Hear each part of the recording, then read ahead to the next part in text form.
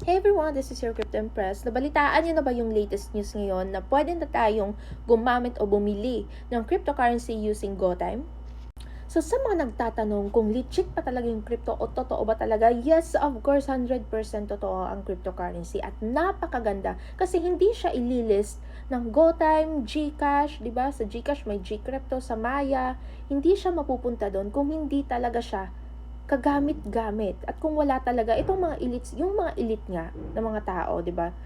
Big people is nakikita nila yung advantages. How about tayo? Why not we don't start to learn to adapt 'di ba, sa makabagong teknolohiya.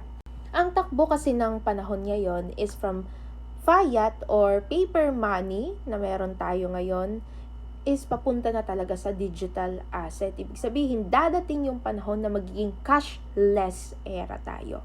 Ibig sabihin, hindi na natin kailangan magbayad ng paper money para makabili ng goods services. Ngayon nga napapractice na, 'di ba? QR code to pay. Yan, 'di ba? Card, swipe.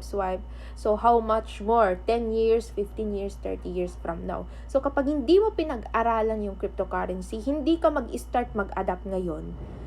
Simple lang yan, katulad nga sa famous quotes na, embrace technology or you'll get left behind.